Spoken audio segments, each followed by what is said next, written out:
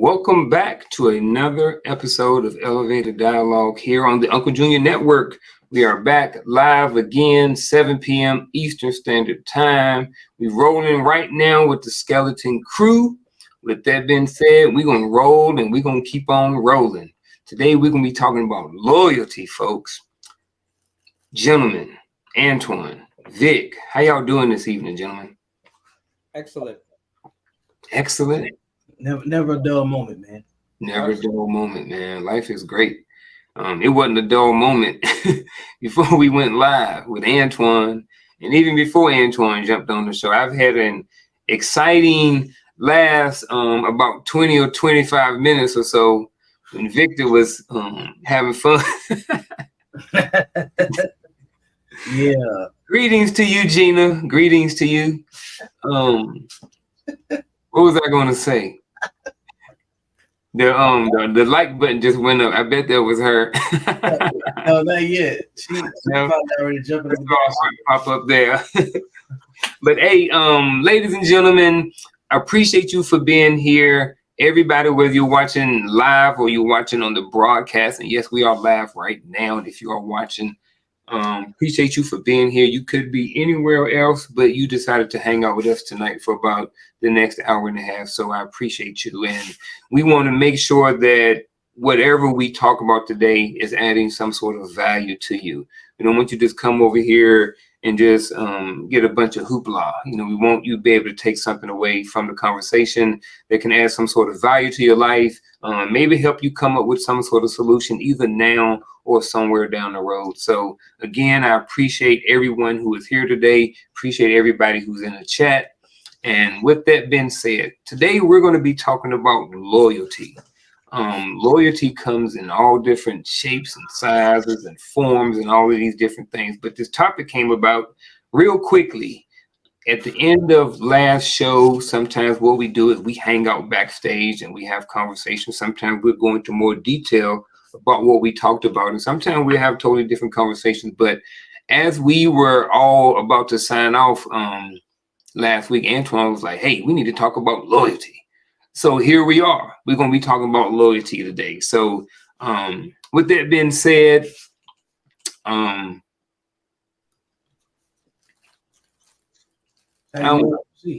don't know. With that being said, let's get started, man. So Antoine, you wanted to start talking about loyalty. So I'm going to give you the floor real quick to just kind of get in your brain or pick your brain as far as why you wanted to talk about loyalty or why this topic or why this conversation is important to you. So I think I can't remember the exact context of why I brought it up, but it's always been something that I think, and I want to put it in two parts because I want to know, and maybe you guys, I want to ask each of you separately, do you think loyalty and trust are the same thing, or do you think they work together? That's one. And how important is loyalty over trust if you think they're separate? That would be two. And then the third one is, what do you put first? Okay? Because you have to put one of them first. Because, anyways, I'll explain that as I talk. But anyways, so for me, loyalty is very, very important. I don't trust easy, but I know if you're within my circle, the trust has already been given.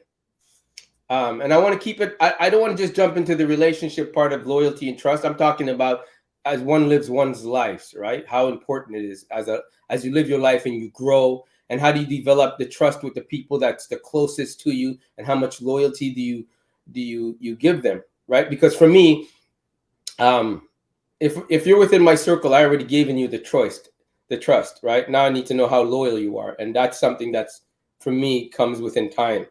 Like you show me things and you do things, and when I'm calling you, you're there, or how you act, or if I need help in my business, my wolf pack, how you interact with that, because I already have the trust in you because you're part of my wolf pack, or you're part of my closest friends, or the closest people that I have in my life.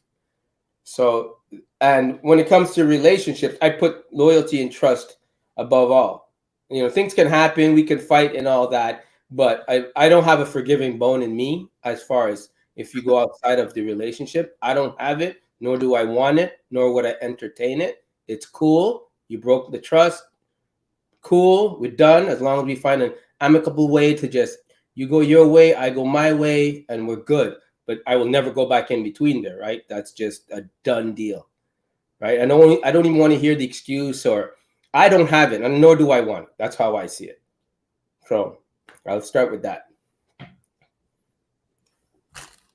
Well, I don't think that they are mutually exclusive, because you can be loyal to people for just what they do. Loyalty can be based on just a transactional relationship. Trust is more based on an intimate connection, I suppose. If you compare them side by side, it has to be, one has more of a human factor to it. They both have a relationship, but then it's about the depth of the relationship. It's just boundaries, you know what I'm saying, within the relationship. Because you could be loyal to somebody for a certain period of time for a need, and then the minute that need can't be fulfilled, it doesn't matter. You know what I'm saying? Like even down to like doing business. You know, so it's some people that regardless of how you might feel about them personally, you might have to do business with them. You know, depending on what the nature of the business is. So you're not, you don't have to invest more than you need to. I believe loyalty is just one of those subjective things where people can come up with whatever subjective reason they want to and justify why they have to do business with certain people. That makes sense. The trust aspect is, again, just another. I look at that as more of the human base. I think that has more compassion in it than loyalty itself. You know what I'm saying? So I think the level of empathy between human beings determines if you're talking about trust or loyalty. You know what I'm saying? And what boundaries do you if you're in a relationship where you're doing business with someone, do you put it as a 50-50 thing, or you put one outweighs the other more than anything? If it's business, it has more to do with the terms of the business. You know what I'm saying? Because you might be in a situation, it depends on the equity, the skin in the game. You know what I'm saying? If you're in a deal and it's 65-35 and you feel like you not getting your fair share, then you negotiate. No, but not talking monetary sense, in the person you're working with. And if you try to I think it's just about the terms of whatever the work, like whatever we're discussing, it has to be the terms, it has to be what we're talking about. Like if you set a boundary and you say, if you cross this threshold on this right here, you understand people make mistakes, but you get to draw back, you get to renegotiate the terms if you still want to be connected to that person. You know what I'm saying? So that's why I say, like with the loyalty and trust thing, you can pick and choose how you want to do it, because you might have somebody that you trust that you're loyal to. But if you put that person in a situation that takes them out of their element and they make a mistake, can you really hold that against them? Or do you just go back and adjust, right? And then you say, okay, that mistake was on you or on me or whatever it is, You take whatever accountability you got in the situation. Like if you bad with money, right? I'm not gonna give you a bunch of money to look after, and then be surprised when you mess the money up. You know what I'm saying? That's on me, right? So I get a chance to figure out how much do I want to trust you, even though I'm loyal to you in some way, shape, or form, right? But just blind loyalty is something different than what we're talking about. How would you put that? How would you put that in a relationship sense? Then do you put one over the other? In a relationship sense, it's like this. Like, let's just say, for romantic sakes, right? Like if you're in a relationship, she's your significant other. Like if you guys have things that are everybody has non-negotiables in a relationship, right?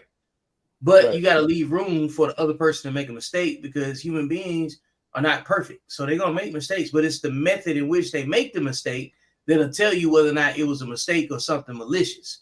Now, when it comes down to something malicious and it's something done deliberately, your loyalty and trust might be gone off the first thing, because some things are unforgivable.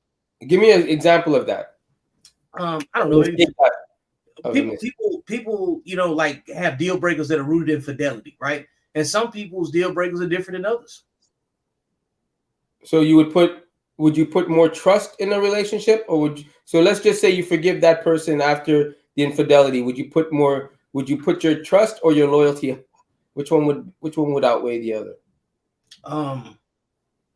I think that's when, like, you know, the situation where the panel would be talking about divorcing a woman and you got kids and it's not just pop smoke and it's an overnight thing.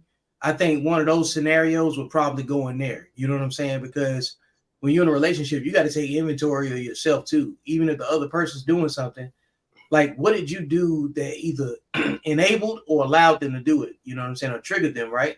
So you would blame yourself? Oh, no, you just take inventory first. You don't want to say you blame yourself. I think you just look at it. Because let's say you looked at it. Let's say you looked at it. It's all done and deal. It's happened. Would you put the trust over the loyalty or the loyalty over the trust? Again, like, let's say if you got a bunch of business tied up together, like kids, assets, and stuff like that, then you have to put it on a scale a certain type of way. You have to draw new boundaries. You know what I'm saying? Like, for me, I would probably say in a worst case scenario, I probably would definitely throw the trust out. You know what I'm saying? Because I don't know what you did to make that happen. And you know what I'm saying? If you get caught, you ain't even mad that you did it. You just mad that you got caught. So if you will take the route to be deceptive, at first you have to deceive yourself. So if you lie to yourself to think that you can get away with this and it be okay and justified, it's a lot of things I'm not going to be able to trust you with. So you'd stay? No, I'll be gone. You know what I'm saying? Like, for me, but that may not be applicable because there's some relationships that open the door for fidelity and, you know what I'm saying, fidelity issues, and it may be suitable for both parties. You know what I'm saying? But for me personally, no, I wouldn't stay. Garfield, you're a married man. Come from that aspect. As far as, be more specific. It's about 12 minutes to unpack. That's a lot. Oh, you muted. I don't know why.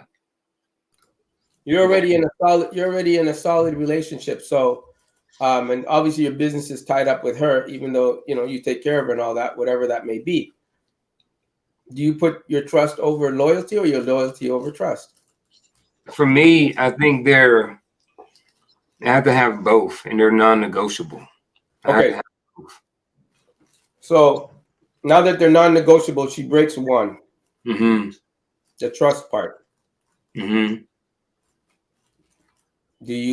How do you go about that to bring that back into the relationship? Would you look to mend it and then try to rebuild that trust back up to where it was before? What was the incident? Infidelity. Let's go with infidelity. I'm out. Okay. So you're a strong stance on that. Strong stance. Is that the only one that you would be out with? What you mean? Out of the relationship. You said you're out. So is that the only? No, I probably have some other deal breakers. You know what I mean? Okay. But yeah, definitely that one would be one. So how much trust and loyalty do you put in a relationship? Would you say that's above all? Like, you know, like you come into a relationship, you're saying, listen, this is ride or die. Yeah, I am. Okay. Yeah, I'm in it to the end. I'm in it to the end. However, I do understand that at times people do grow apart. You know, I understand that, just being honest, that, you know, I have a big age gap in my relationship. So are there a possibility that at some point she could decide that she wants to change her life and go a different route? There's always that chance. You know what I mean? And if that time ever arises, then I'm okay with allowing her to go and do whatever she needs to do, because I think that that's something that we see often. You know, we see women who may get married young, they'll have a relationship for a long time, and then sometimes they may feel like that they need to go and find themselves, you know? So, and then they say, hey, well, you know what? After 10, 15, 19, 20 years, I don't want to be married anymore because I'm no longer happy, you know, and they're willing to cut ties and go out there and try to chase, you know, what they think is out there, you know. So, and I think that when women do that, you know, I think that men have to be okay with saying, okay, if this is where we are, then this is where we are. You know, if you want to fight, then that's fine. I have no problem with men who want to fight for their relationship. Do I personally recommend it? Absolutely not.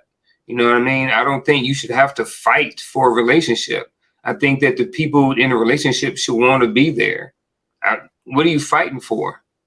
I think that's, I never understood that.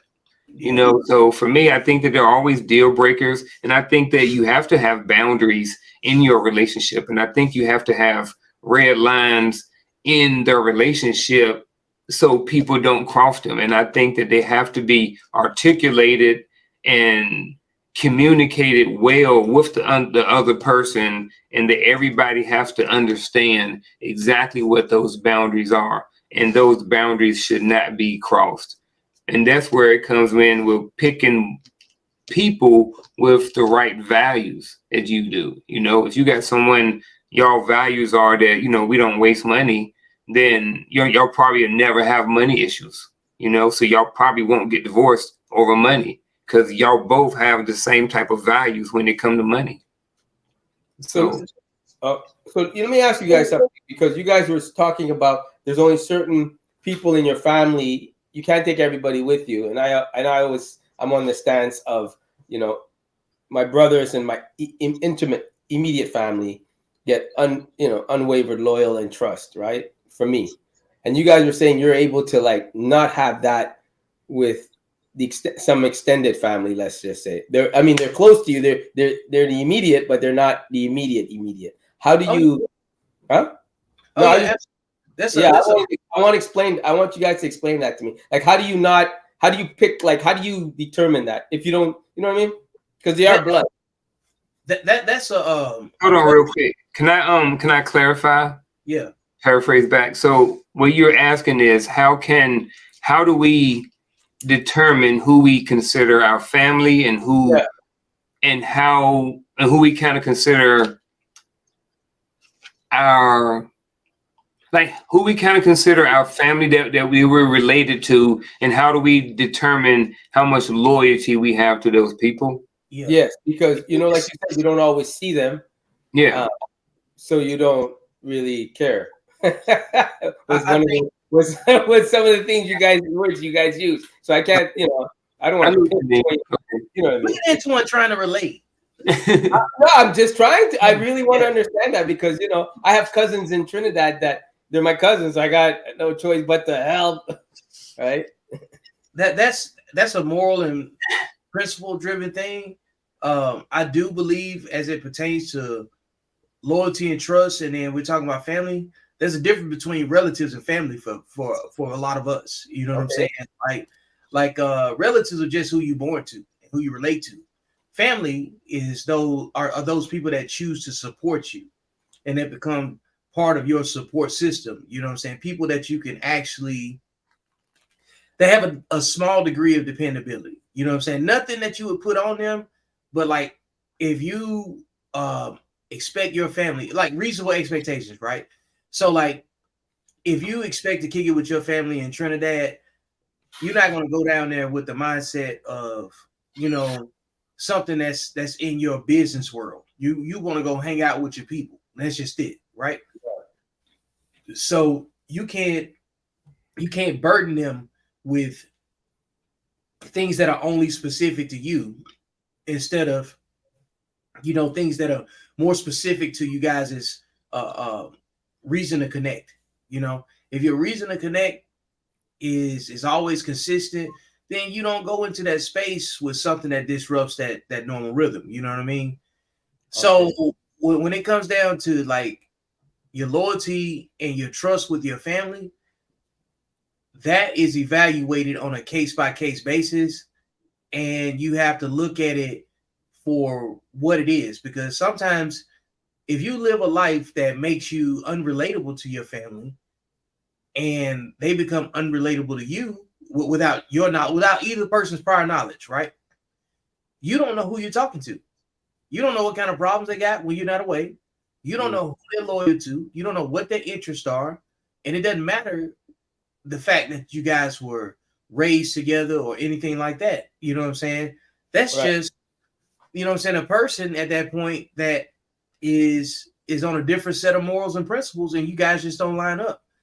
And I think family simulates those people that you're going to encounter in life anyway. So if you can't make that adjustment in your family, you're going to have a tough time in the world on your own too, you know, because when people show you who they are, they show you who they are. And regardless if you are related to them or not, you get to pick and choose where they fit in your life. So trust and loyalty, you know what I'm saying, is a barometer on that, because some people are more needy than others. You may not be equipped to deal with other people's needs. I like that. Okay. Yeah. Antoine, do you think that it's okay for people to mistreat people? Not at all. Do you think it's okay for family to mistreat family? No. Would you take crap from someone in the street who mistreated you? No. Would you take crap from a family member and be loyal to them if they mistreat you? Yeah, I'd be loyal, but I would definitely check them. So see, that's the difference. And that's where me and Vic see similar. I understand that I have family. I can still love them, but I can love them from a distance. I have to, at the end of the day, I have to focus on me and mine and the people who care and support me. If those people are going to treat me like crap, or they have negative energy, or they're just not about anything, or they're always wanting a handout, like, I don't mind helping people, but I'm not going to be taken advantage of. I agree with that. I agree. No, I agree. I've helped family members and relatives, and I would help them again today. At the same time, it's because I want to help somebody, not because it's my family. Now, yes, there's a little nepotism in there. At the same time, if I can help somebody, why not help somebody that I know needs it? So that's why if I got $5 or something like that, I personally would rather give it to a family member than somebody on the street. That's just me. I'm not saying that there's anything wrong with giving money to people on the street. But like I said, even though I may not like someone in my family, whatever like that, I understand that people are in situations. And like I said, if there was an opportunity for me to help and you know, plant a financial seed or something like that into somebody's life, then I would rather do it with somebody that that I know. So with that being said, greetings, Mr. Christopher. How are you today? I'm well. What's going on, fellas? What's up, going on? What's up, buddy? How are you? Strong. That too. But I said it last week. I'm reflective. I'm still going back and thinking about some things, reflecting on the way life was. And man, self-accountability is a bitch. Sheesh. Why do you think some people run from it? Man, listen, self-accountability. Like cats in a water bottle and a spray bottle. The only way to move forward. It's the only way to move forward. Right. And it's like you can't lie to yourself. No. You can't lie to the dude you look at in the mirror every day. So yeah, I'm reflective. But like I said, man, the more things that I logic my way through, the lighter I feel. Mm-hmm. Yeah. And then some of those dots, you know, the more information you get, the more dots get connected. You know what I mean? You remember like the connected dots, blah, blah. I look at like life as like a big, huge connected dot, right? So the more information, as long as you keep going, 18, 19, as long as you keep going, eventually you're going to the more dots you connect, the clearer the picture becomes. You know what I mean? Sense. Exactly. So life is like every time you get a little nugget, every time you jump on the Unkle Junior Network and you get some seeds from Coach or Vic or Antoine or somebody like that, like those things. And the thing about it is because life is not as clear, but it becomes more clear the more dots you connect. It's like the dots don't necessarily have to be line up. You know what I mean? They don't have to go 18, 19, 20. Something may go 18, 20, 7, 34. But at the end of the day, it's all going to connect and it's going to create this beautiful, ugly, beautiful, abstract type picture of your life. And when you look back on it, it's going to be freaking amazing. Right. And you're like, I did that. You be like, it was hard, but I got on path and I went through this and I went through that. And you can look back and be like, bro, I'm here. I did it. But not only that, you start to forgive a lot of people and you start to forgive yourself. Yeah. Man, Perfect.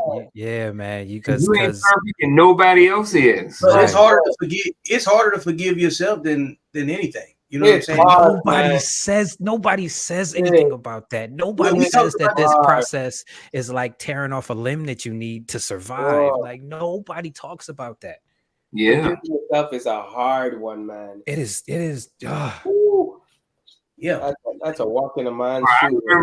I remember I carried something. I'm not going to say what it is, but I carried something for years, man. I mean, years. Something that I had. Hold on, my camera going up. Something. I guess it. Hold on. Is it doing the autofocus thing? Yeah, man. I don't know how I redid everything. There you go. And then it all messed up. But man, back to the show. I might edit that out later. But anyway, it is what it is. You know what I'm saying?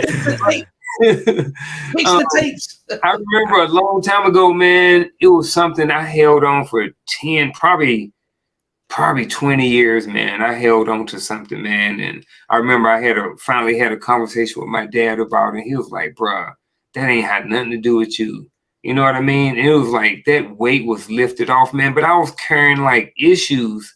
Like I was carrying issues because I left home. You know what I mean? So I left home and I did X, Y, and Z. You know what I mean? So I felt like I left people behind. You know what I'm saying? Dad was like, nah, they ain't got nothing to do with you. You know what I mean? He was like, you know, I ain't giving too much, but he was just like, that ain't got nothing to do with you. You know what I'm saying? So I think there's a different type of blame that you carry depending on what the journey is. You know what I'm saying? Like if you did a lot of damage along the way, you're gonna handle your reconciliation different, right? I think that a lot of the times you have to forgive yourself because you didn't know the information that was missing. You know what I'm saying? And you weren't the one with all the experience.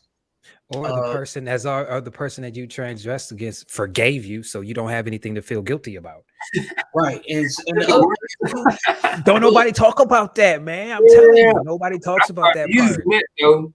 That's a freaking silver bullet right there. Yeah, some people just don't know how to mind somebody. Ignore somebody, bro. Look, I'm gonna tell you like this, straight up. Me and my wife went to go see Meg 2. This was Sunday. We went to the early movie, like 9 something in the morning, right? So we get in there, beginning of the movie, you know, all the credits going, yada, yada, yada. And I'm getting to know it because it's like 2 ladies and a little girl like behind me, older than me. And they just yapping, just talking and talking. The little girl talking, they all talking. I'm just like, man, like, I hope they shut up when the movie starts. So I was like, all right, the show ain't started, so it is what it is. Show start, 30 seconds go by, a minute go by. Shell like start looking around, looking back, right? I'm just like, I just turn around like, look, ladies, are y'all gonna talk the whole movie? Then they start yapping and still kind of saying some little stuff under their breath, right? So then after the movie, we walk out and she like, could you hear all right? Did you hear the movie okay? I ain't say nothing. Then, did you hear the movie okay? Then the girl was like, I heard it. And then she was like, I wasn't talking to you, I was talking to him. Bro, I just kept it moving, bro. It felt so good to ignore her, not to give her no energy, no none of that. You know what I mean? She the one who looked like the fool. Lady, you and you're 60 years old. You back there talking and teaching that little girl that it's okay to yip yap and run your mouth in the freaking movies while people in here trying to watch a movie. You want to talk? Go home and watch the movie. Talk all you want. Like you have no home training. Like, But look where they learning it from. She teaching them that, and that's why I just ignored her. Right. I'm sorry, fellas. I didn't mean to derail the conversation. No. This is all part of it. I mean, No, because like loyalty and trust. yeah. I think deal breakers on that is behavior. We got like 4 more viewers since we started. Like, man, look, behavior is a trust. You know what I'm saying? It's a deal breaker, and you know what I'm saying, in loyalty and trust. You trust somebody based on behavior. You're loyal to them based on their consistency, and if they got the discipline determines that. You know what I'm saying? So I think that people get evaluated by certain, like everybody's got their own individual vetting criteria. Like most of the things we talk about up here is really just vetting criteria for better relationships, up and down. You know what I'm saying? And better self-focus, because the things that we evaluate relationships by are personal criteria as well. That's what you can only speak towards, you know? So I think that packaging it, you know, about packaging loyalty and trust, about proper vetting criteria, because you can't test your trust and loyalty unless you connect with people, you know? You know what? Hold up. I got a question, and I think it'll fit right in here. So pause, and then if you want to jump on it first, feel free to do so. All right, so here's what I want to do. Can you share a specific experience or story that shaped your understanding of loyalty and its significance in your life as a man? Ooh. Yeah. Ooh. I would say you can't trust everybody with every single thing. I use like this scenario, like you can have 5 best friends, and it might be one friend that you can trust with everything, and one you can only trust with 1 or 2 things. You know what I'm saying? So like when you have a situation, like I had somebody watch my dog, you know, while I was working in Afghanistan, and they took pretty good care of my dog. But you don't abuse that relationship either, you know? So that helped me understand it, because I've had to, you know, like leave one of my pets before with somebody, and they didn't take the same level of care, you know, with them. That's just even on a small scale, you know what I'm saying? So I haven't been seriously violated to a degree that I didn't anticipate it. And I think that that's where it comes in. If somebody does something to you that you never saw them capable of doing, that's a little bit different than, you know, trusting somebody within a certain boundary and they just not coming through to some degree. I think, you know, like being violated versus being disappointed, there's a couple of things that have to go with that. But I would say, yeah, the specific story that shaped my understanding of loyalty is, you know, some people don't care about what they're not ultimately responsible for the way you do. Yeah. I'll give you an Army story from Private Martin. All right. So this was in 1996. So, you know, back then I was a hard-headed soldier, but one thing that I was always loyal to my squad, right? It was called Third Herd, right? That was us. I was loyal to my squad leaders. I had Sergeant Cooney, that was my guy. And I remember I had Sergeant Deneen. Bruh, straight loyal all the way, 100%. So what happened was I had to go on leave. I always kept my room clean. They never had any issues with my room. Always was clean. So what happened was I went on leave and I took a red-eye flight from Colorado to Virginia or DC or something like that, you know, late at night. So before that, I had cut somebody's hair And then I just got into bed because it was late and he said, hey man, can you cut my hair real quick? And I was like, no, bro. I was like, man, it was like kind of begged me or whatever. So I cut dude's hair. After I cut his hair and stuff like this, man, I just left all this stuff on the floor. I probably just took a shower and went to bed. So I had a room by myself. I got up, did everything. While I'm on leave, my homeboy Kenny called me and was like, look, man, Sandrine trying to put you in for an Article 15. Article 15 is like a disciplinary action, right? And I'm like, for what? You talking about because your room was dirty and he said he told you to clean it before you left. I'm like, they didn't tell me no such lie. You know what I mean? And then he was like, well, that's what he told, some first class risotto, and then, it just kept going up. So, but what happened was while I was on leave, they had moved a private into my room. So because they moved it private in my room and they saw that hair in there and they saw that my bed wasn't made, my boss got cussed out by his boss. You know what I mean? So the shit rolled downhill and I end up getting the brunt of it. So when I come back, we about a week or so from going to the field anyway. I get back, get rid of my Article 15. I get demoted, probably, I don't know, maybe my second time or whatever like that. But he had lied about the whole thing. Like he had never told me to do that. Yes, my room should have been clean. No ifs, ands, or buts. But the fact that he lied to me, like, bro, I lost all respect for him. I lost all trust. And then I became no longer loyal to him. You know what I mean? Like, that was it. You know what I mean? And then when I was in there and I was getting demoted and stuff like this, and I was talking to the commander, and I'm like, the commander, I was like, he just lied on me. And I was like, if he told me that I was supposed to clean my room, then why didn't he come and check it? If that's was something that he told me to do. And the commander was like, he was like, yeah. He said, that's why I'm only giving you 9 days instead of 15 or instead of 14. So himself, in the back of his mind, he knew that wasn't right, but his feet was probably held to the fire. So I kind of lost a lot of trust and respect and loyalty and stuff like that, even for the military at that time. Yes, I got over some of that stuff, but that had a huge stain in my brain in the military for a long time. Like I ended up getting out the Army because of stuff like that. You know what I mean? I ended up going back in and retiring, but still that really shaped, my understanding of loyalty, and that played a huge part in my life, going into my early adulthood. I can see that. Cause like it sounds small and petty now, but what are you responsible for at age, in your early 20s? Yeah, I was like 19. 19, yeah. So like that whole situation is super fragile. You know what I'm saying? It's like if you got a child that's 6 years old, like you can break people at a different time. You know what I'm saying? You can't predict the outcome or how they respond to it.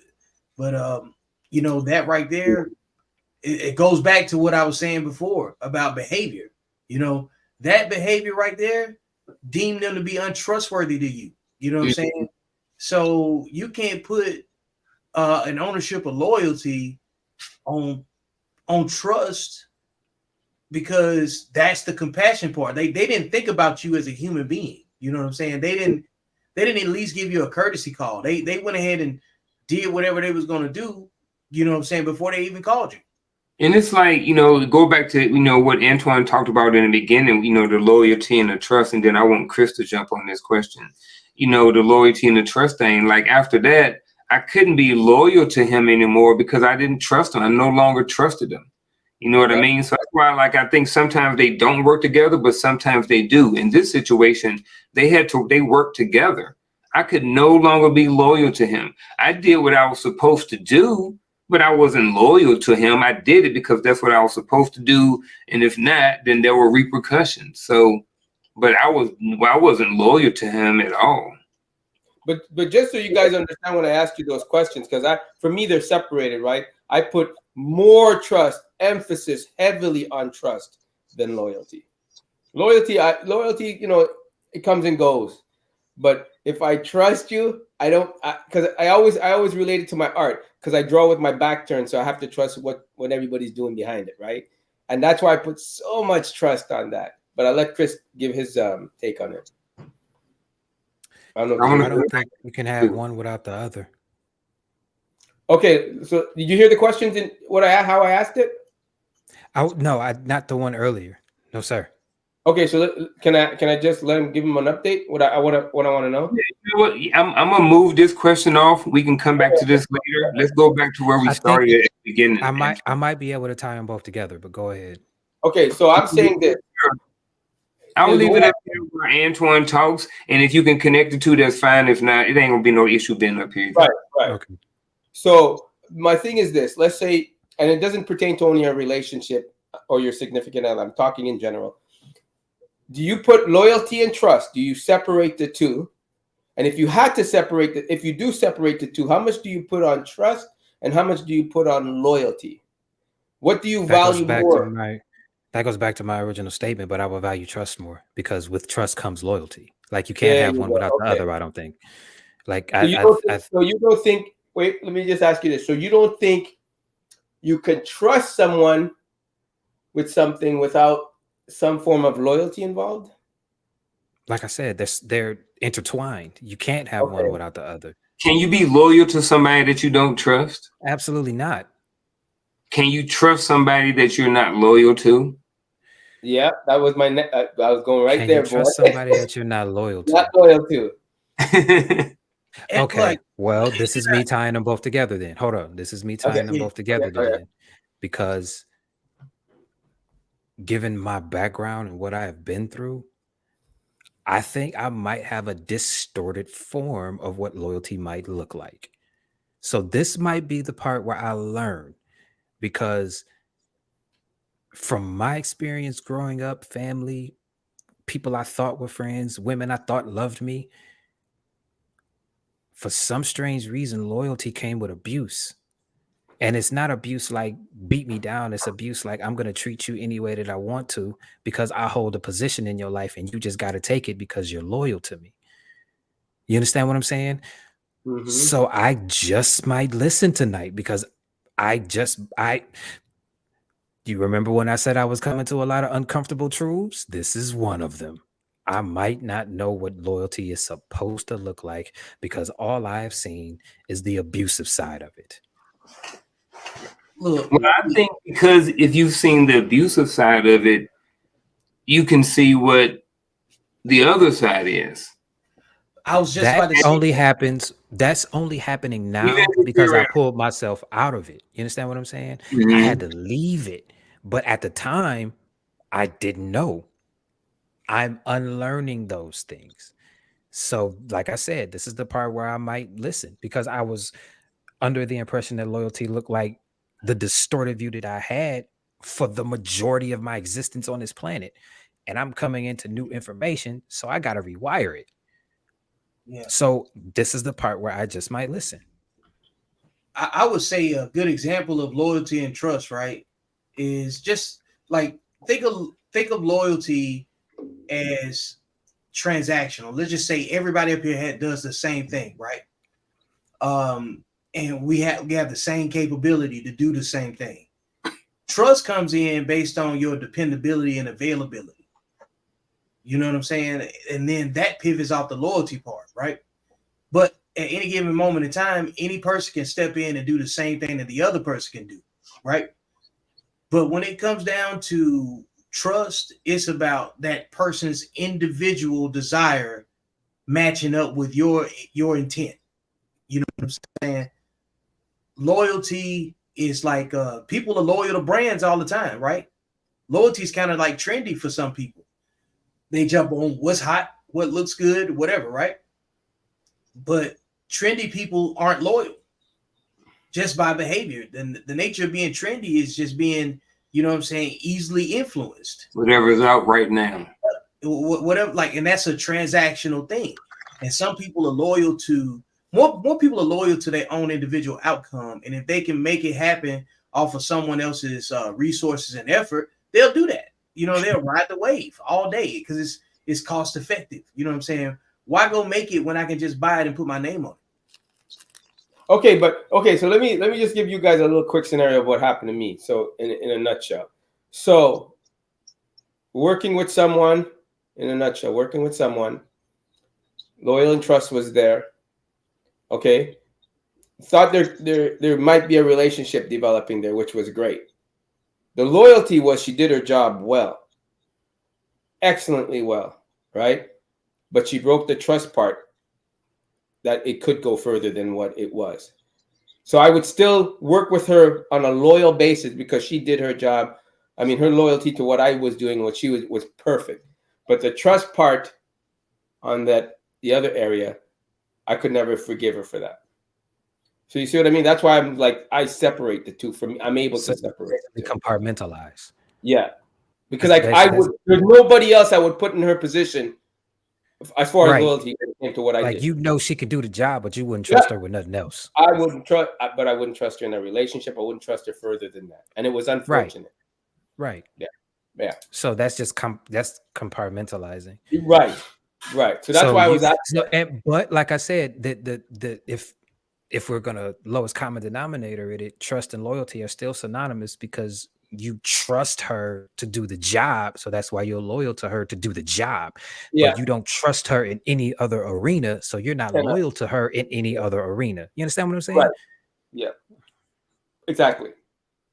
So I don't. So people say trust is earned, not given. I believe in that, right? I believe in that saying. But in this situation, I had to separate the two, and I think that I believe everybody should separate the two. That's what I was asking. Because I don't have a forgiving bone when it comes. If it was in a relationship context, I don't have a forgiving bone, nor do I want one, like I said in the beginning. But see, what you're doing right now, Antoine, that's kind of what I'm trying to learn. I'm trying to learn how to compartmentalize. You understand what I'm saying? Because see, you still have that person around because you trust that person to do a job. Yeah. But you only trust her over there. You understand what I'm saying? You don't trust her over here. I'm just now learning that type of discernment. You understand what I'm saying? A lot of us don't have that. That's why I said earlier that my view of loyalty might be a little distorted. Because I'm just now figuring out how to compartmentalize.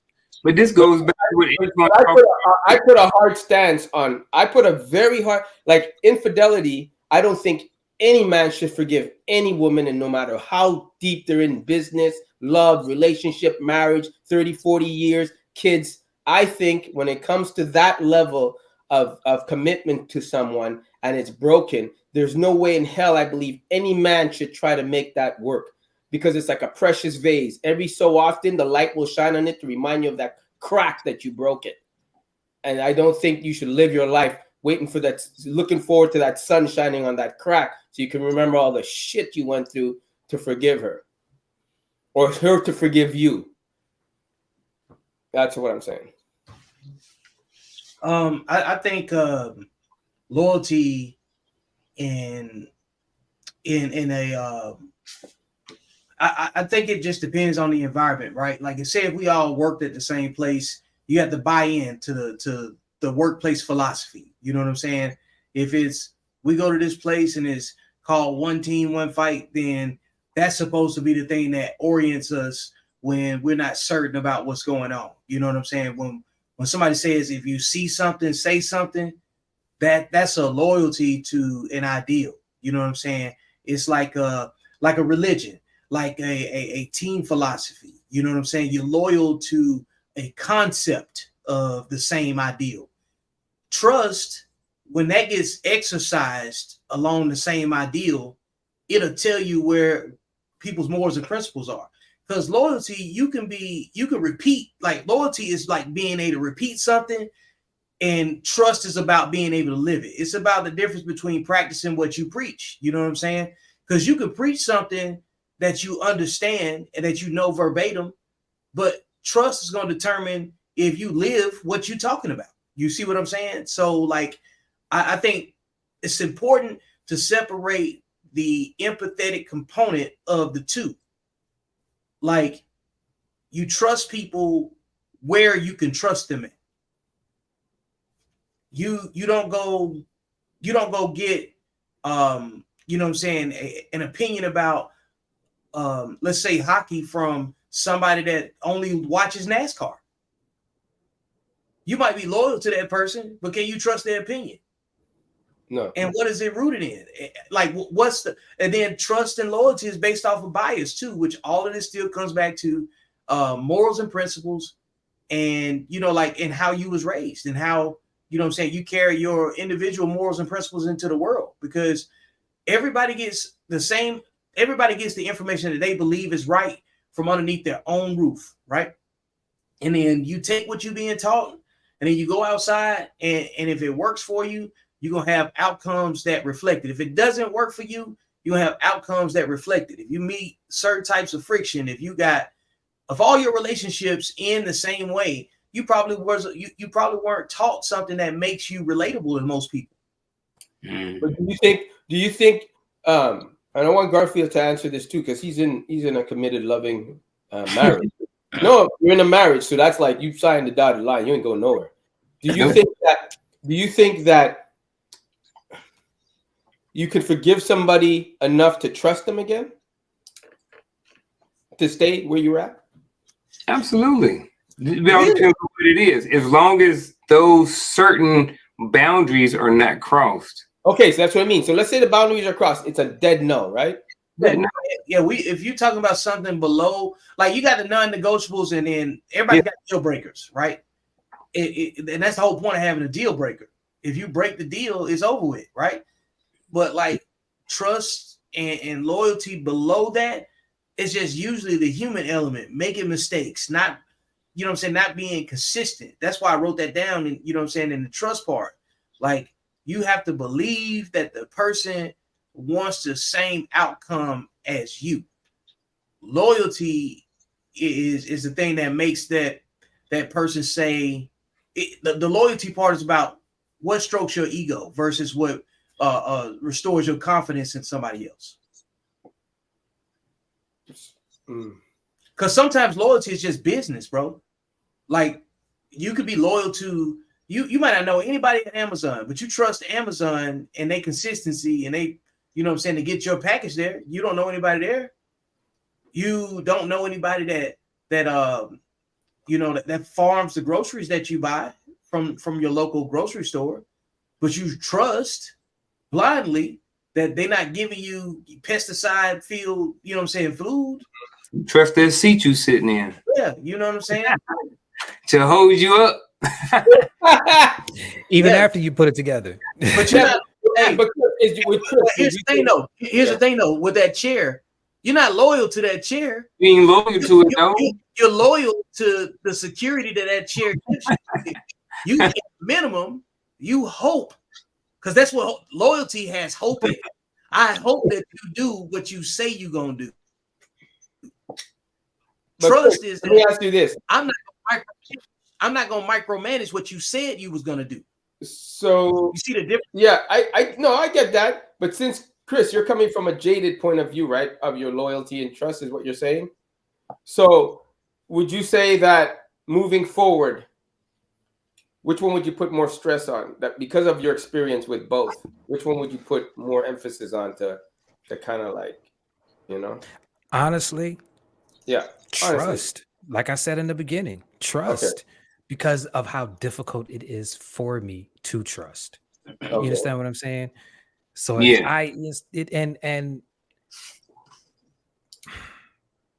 and like I said, man, with trust and loyalty go hand in hand. I just believe that I don't believe you can have one without the other. But the emphasis for me right now in this stage is trust. I gotta trust you. I would go with that too. If I had to, you know, I think they work closely together. But if I had to separate two, I would say the trust too, you know. And I think that, you know, Charlotte Jordan made a good point. She said there are people that I trust, but our relationship doesn't require me to be loyal to them. You know what I mean? I think that's true. Yes, you can separate the two. I agree with that. That's what I believe. I don't think it always goes hand in hand. I think it's very situational. You know, I think there are some generalities, but I think there are also some distinct separation between the two in certain situations. Okay. Antoine, you got something else, or you want me to go to another question? Go to another question. This is good. I like whatever. All right, Antoine, here we go. Societal expectations. You know what? Let's hit some true false questions. I got 10 of them. I know I'm starting early. We can always go back to something else. Yeah, but I saw a couple of them in here that was good. All right. So the first one is this. True or false? Loyalty is a universal concept that holds the same meaning across all cultures and societies. I'd say false. Elaborate. I would say some countries, your loyalty and your trust is more emphasized than how we view it here in the Western world. Like loyalty to them is like that. You can end up dead. That we don't have that kind of I think it's false, and I think we can look at this panel and see the difference, in how Antoine, is loyal to like his relatives and his family and stuff like that. Whereas me and Vic may kind of separate the two. You know what I mean? Between relatives and family. Whereas you kind of, if I'm related to them, they family. Yeah. Mm-hmm. Like look at the comment that I put in there. I had already answered it in advance. Didn't even realize it. I don't see the comments. That loyalty is based on like-minded ideals. So I think this question is like the way it's worded, it can go either way. Because it says loyalty is a universal concept that holds the same meaning across all cultures and society.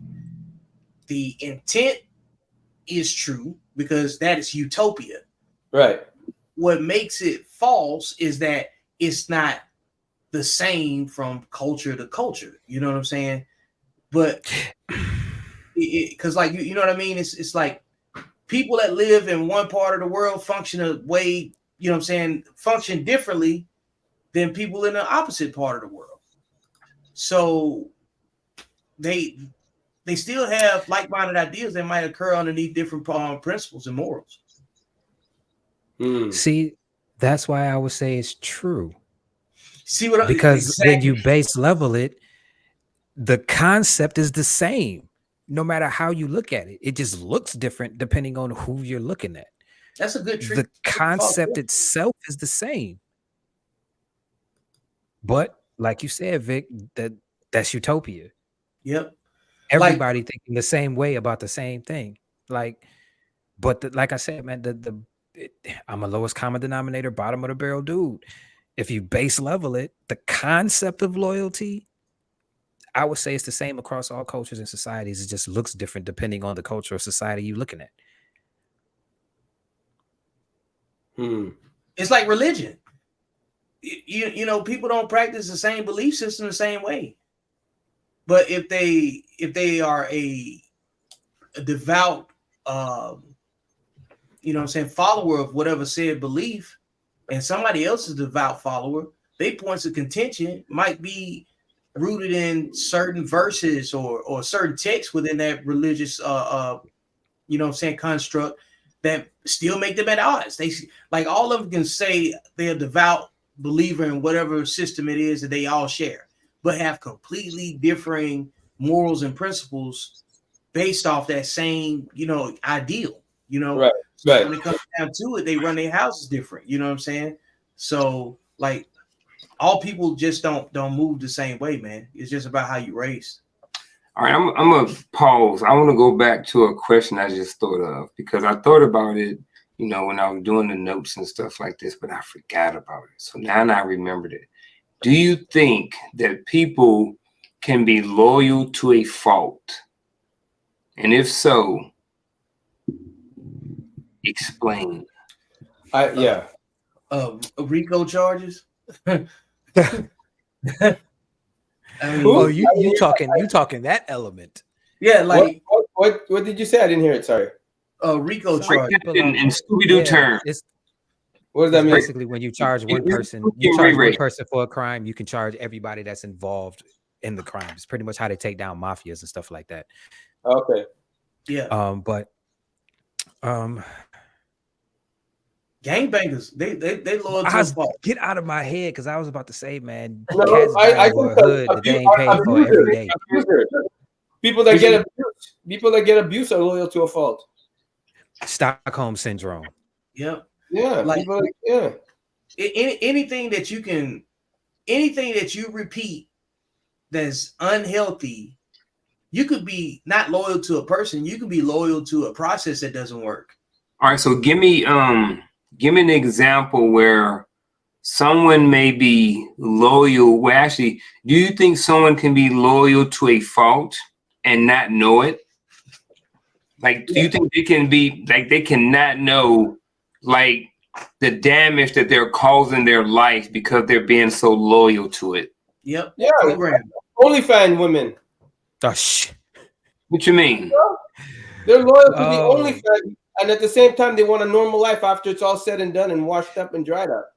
And you know what's funny? Antoine is right, because I have seen so many They think they're gonna videos. Hold on, but wait a miraculously minute, Antoine. But wait a minute, Sorry. Antoine. You do have a point, because I've seen a lot of OnlyFans girls or ex-OnlyFans girls get on YouTube and tell people not to do OnlyFans because they did OnlyFans, they can't have a normal life.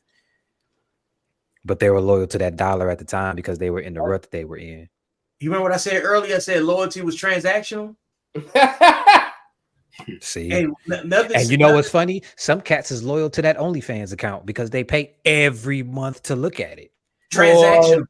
Again, transactional. You understand what I'm saying? Because loyalty is for sale. Like there's like when we talk about blind loyalty, right? When we talk about blind loyalty, we're talking about negative outcomes. There's nobody that's successful that was blindly loyal to anything. People are loyal to what makes sense in their heads, the utopia that they operate off of, and the adjustment that they make. You know what I'm saying? Trust is about like vetting criteria for deception, vetting criteria for what's the most ideal space for this individual or this institution to play the best role in my life, and me to play the best role in his life. And that's why blind loyalty is like being loyal to an institution. You know, when you say, oh, you're a company man where you work at, right? That's nothing says blind loyalty like that, you know? And I think in that situation right there, yeah, blind loyalty is completely unhealthy. And eventually you'll become a villain.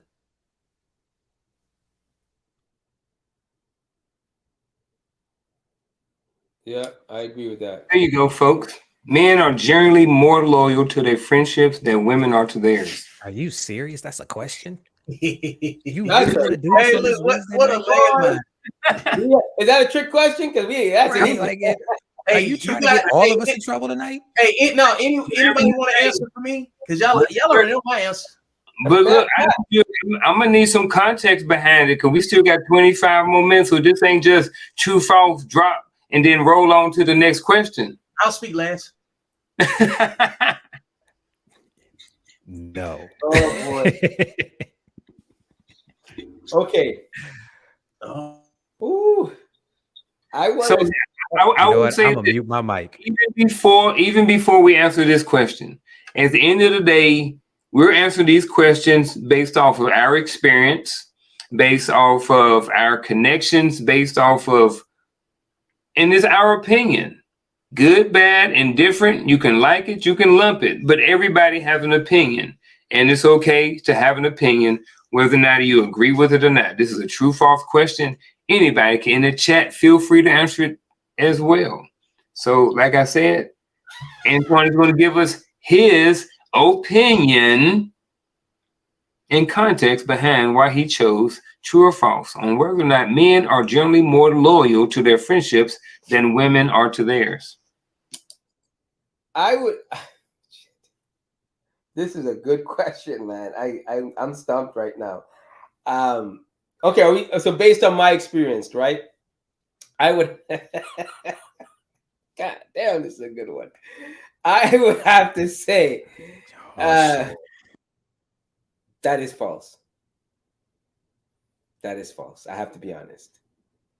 I think that, like I said, I believe that men are dogs. You give them a long leash, they'll piss and shit everywhere. You give them a short leash, they'll piss and shit right next to you. Women are like cats, temperamental. You have to stroke them right all the time. And I believe that women stroke other women's egos right all the freaking time. and they'll always come back to their girlfriend. The sister code is strong. That's how I'm gonna answer that one. I gotta say that.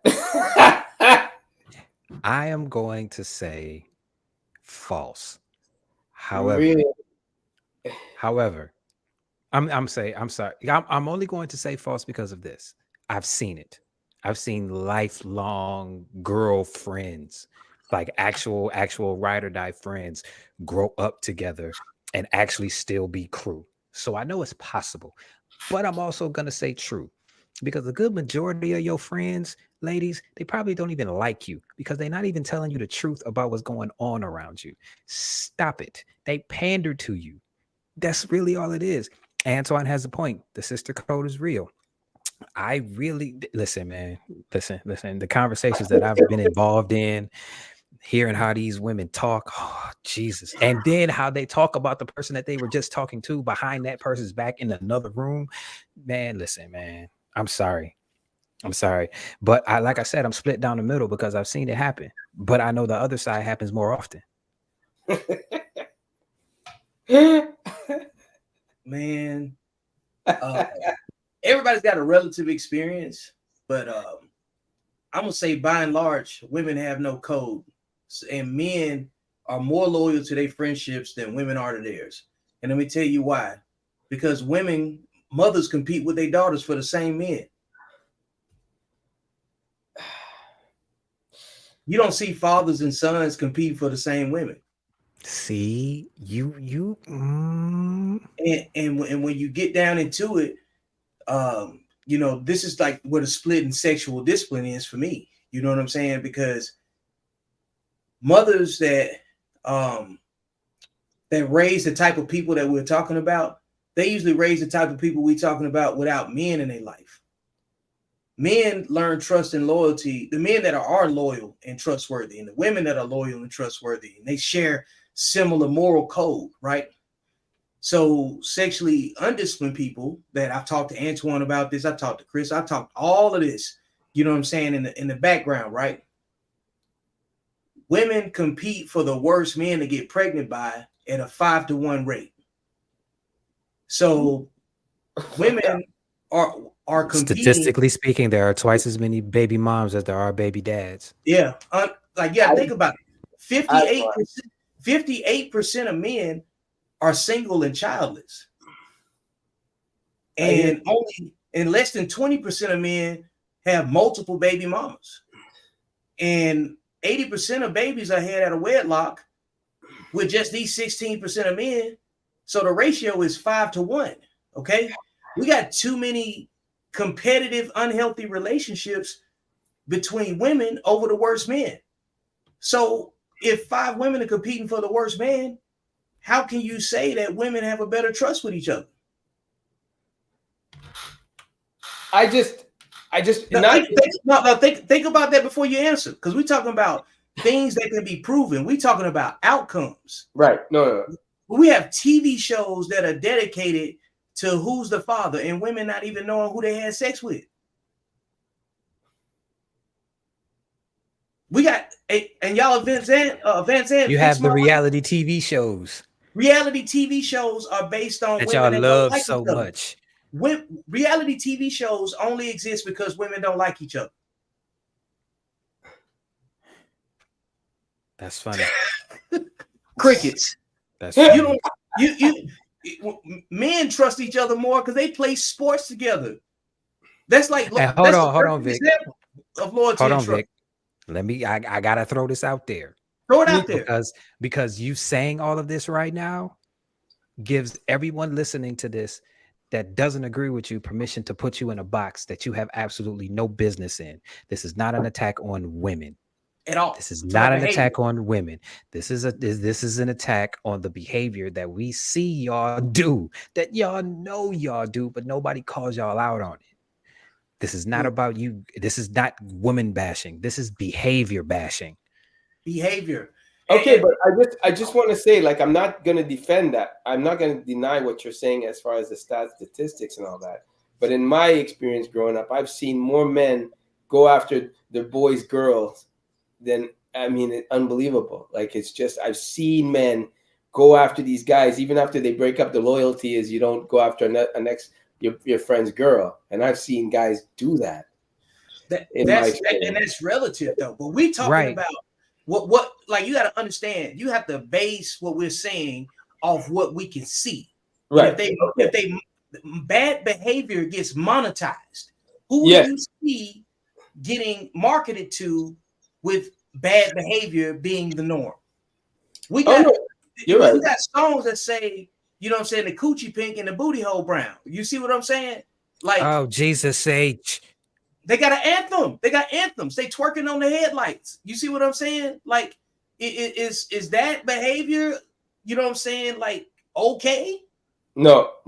Okay, so show me the dudes that's probably doing the same behavior. They raised by the women that raised those people that got the, you know what I'm saying, the coochie pink and the booty hole brown. They the same people. No, I agree with that. You see, this is why I say, like, when it comes down to behavior, only a certain type of people are going to produce a certain type of behavior. You know what I'm saying? So, and when you look at that, who do you see doing these things more? You got to think women pander to women first and the most. Men don't pander to men. Not like that, because you still got to be your own man. You know what I'm saying? Yeah, you got your Kevin Samuels, you got your people that follow, you know, whoever internet personality they follow, but ultimately that doesn't determine if they can connect with their friends. Like, I got relationships that are 30-some years old, and we ain't never had a beef, never had an argument about nothing. You know what I'm saying? But you see women ending relationships because somebody wore the wrong shoes at the wedding. Hey, so who said true and who said false? Oh, I said I'm split down the middle. You split? I believe in personal experience, and I think it's true that men are generally more loyal to their friendships than women are to theirs. Mm-hmm. Generally, I have to agree. But I was going off my own experience of what I've seen. So, all right. Well, if you're saying generally and speaking in a general phase, I would say true too. Yeah, women have no code. True. Loyalty and blind obedience are synonyms, often leading to unhealthy relationships. That's what they want to teach you. That's true. That's what society wants to teach you, that loyalty and blind obedience are synonymous, but they are not. I'm asking questions. It's on the person. And it does lead to unhealthy relationships. So that part of it is true. That part is true. That's why I looked at it, like false and then true. Undefined loyalty and blind obedience are synonymous. You know, if you don't have boundaries, you know, like, it doesn't matter which word you choose. So that part right there definitely makes it synonymous. You know, you said boundaries a lot tonight. We got to talk about what these boundaries. I want to hear what boundaries you guys really mean when you say boundaries, because that's such a word everybody uses, and I'm like, what's your boundaries? I see what you're saying. It's starting to turn into a buzzword. No, but every time I say boundaries, you guys say I'm extreme on my boundaries, but your boundaries seem to be crossing the line pretty good. Don't bring your ass down here with his red light on, goddammit. I'm just saying, I want to know what the boundaries are. Don't bring your ass down here when his red light is on. I think Antoine's boundaries. I think Antoine's boundaries, he communicates them in an extreme way, but in principle, there's nothing extreme about needing your space. You know what I'm saying? For you to create.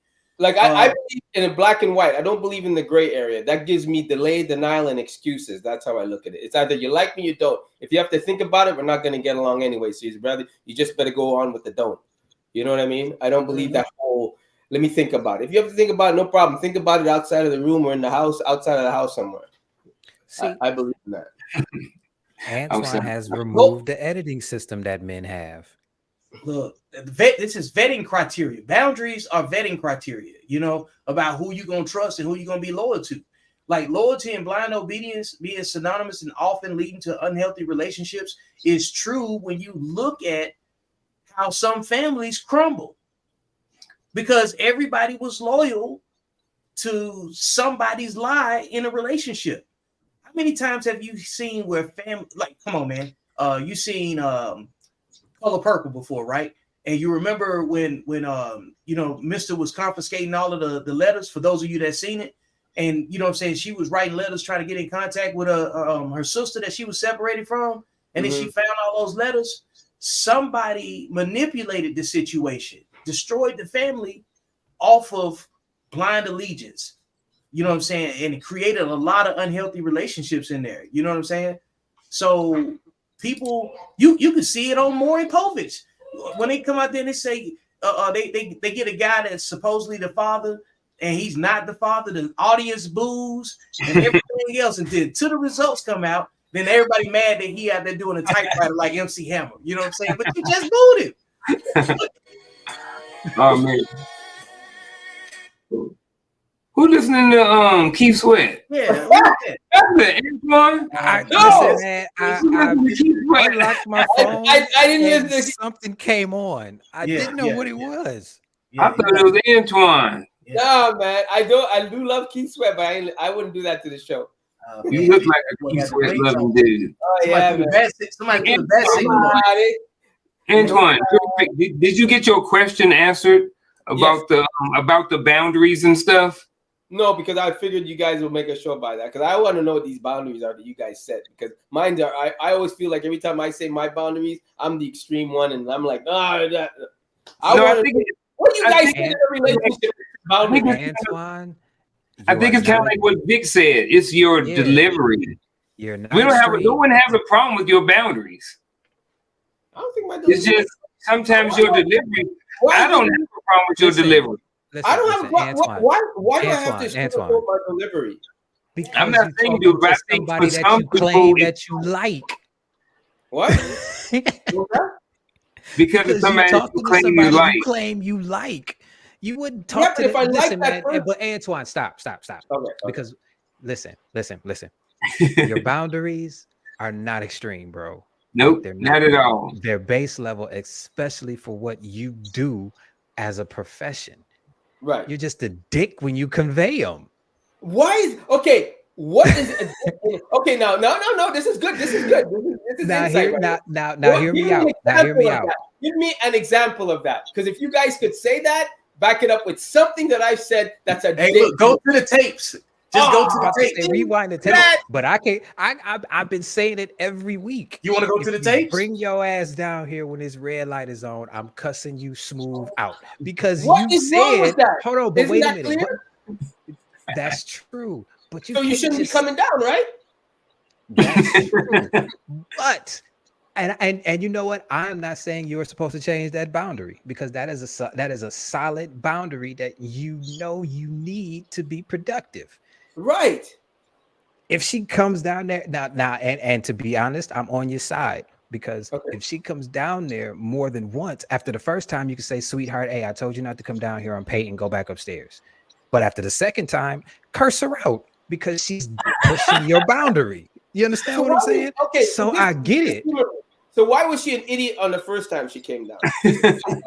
Because she didn't know. No, but I told she did know. But wait a minute. She did know. She did know, but she was testing you. That's a test that. Listen, man. But it's not malicious. It's not malicious. It's not their fault. It's just what they do. They're goofy like that. Like if we still if we still playing games and we married, I see where Antoine going. Like, right. We already talked about this. Why is it even a thought in your head to come down here when my light is on? Like, right. I don't understand. I would do the same thing. I would curse her out too. I'm pissed. I'm mid-stroke on my paint, and now I gotta cuss you out here. Now my paint dry. Yeah, I get it. You know what I'm saying? Now my paint dry. I can't think straight. The thought that I had in my head is gone because I'm sitting here talking to you about something you knew not to do. I understand. I would do the same thing. But I guess what we're saying is this, and I guess what some people say is this. There is a way to say it. So, good, bad, or indifferent, some people like the softer, kinder approach when you tell them things. However, back to your point, Antoine, the woman that's with you is already going to understand that this is how you talk. And if she understands that this is how you talk and she chooses to still be with you and lay with you and have kids with you and stuff like this, then I ain't got no issue with it. But I don't understand. But most guys don't do that. Most guys start relationships being weak and simps and stuff. They send the dude from the mailroom to represent them instead of the. You know what I'm saying? coming down the stairs. That's exactly why she's coming down the stairs. It's like, that's exactly why she's coming down the stairs, because you guys are afraid to tell her, don't come down the stairs. What don't you But see, that's the thing. And that's the thing, and that's why I agree with you, because most women have never been introduced to the word consequence. You understand what I'm saying? The consequence of her bringing her tail down here when this light is on is you cursing her smooth out because you told her not to come down here. All right, pause. Now let's be real. What now? Okay, so that happened, and now let's fast forward. It's nighttime. She still remember getting cuffed out. Antoine like, hey, let's get busy. She's like, nah. She's still mad from when you cuffed her out. So that is why some people think that, hey, there's a kinder, gentler way to behave and talk so that my wife may not be uptight, upset, frustrated, yada, yada, yada. I'm just speaking from a different side of it, Antoine. I don't have any problem with anything you do and how you operate in your relationships. As I said before, if she wants that, she's okay with your boundaries, I ain't got no problem with it, because everybody's relationship operates different. But listen, the best thing, if I'm with a girl and she tells me, and I know something's wrong, I can see it on her face, right? She goes, "Oh, I don't want to talk about it right now." "Oh, no, let's talk." "Oh, I don't want to." I'm just gonna tell her, "Listen, I just want you to know we are never gonna talk about it, as long as you're good with that. Because I'm telling you right now, I know something's wrong with you. We're never gonna talk about it, right? Because we don't have to. Because obviously you want to handle it by yourself. You don't need me." That's not being hard. That's giving you what you want. If she says, "You know what, I'm busy right now, go do something else," that's the best thing she can tell me, because I could find something else to do. So I know that I don't have to hover around you, right? That's not being. I think at the end of the day, all relationships work based off of what boundaries and what you have said out in the beginning of a relationship, or what you may have even adjusted to as the relationship has evolved. I think people aren't communicating clearly, and the loyalty and the trust is the two main things I would put. You need to get all this out on the table. So then there's no idiot moment that when you break the trust, you can say you forget or you had a drunk moment. But see, I'm also a direct communicator too. You understand what I'm saying? So that's why I agree with a lot of the stuff that you say about direct communication. But I also have to understand that the other person that I am talking to, I like. So I can't just talk to him any kind of way because I like him. You understand what I'm saying? There's a, but see, you guys are acting like this is a one-way thing. She has to get. That's not what I'm saying. You just took it that way. I am not saying that it is one way. I am saying that I have to control me. So if I want things to be smooth and I don't want you to bring your ass down here when this red light is on, I am going to say, "Sweetheart, I'm doing my thing right now. Please do not come down here when the red light is on unless it's an emergency." That's how you show that boundary. Now, if she pushes it, that's when you curse her out. So why not just say, "Sweetheart"? So again, that's a perfect example. What's wrong with saying, "Sweetheart"? What didn't you understand in that sentence that I told you about the red light? That's when you curse her out. That's why I agree with you. That's why I agree with you. From the top of the stairs to the bottom, where did the idiot moment come in to talk to me? I just want to know that. Just tell me that. Jesus, so it can never happen again. That's not really a gorilla. It can never happen again. So you set the boundary. You make it clear, and now and then you curse her out like she. I'm telling y'all, Antoine's wife gonna come with Wi-Fi. I am not delivering your wife. Listen to what you guys are saying. She came down the stairs, and now you have to explain to her, "Sweetheart, I told you when the red lights are." No. I said that initially. I said that the first time. I said we first get with. No. I said, and then I said after you set those boundaries, if she pushes them, then that's when you are allowed to go off because you set the boundary in the first place. That's what I said. Coming down the stairs.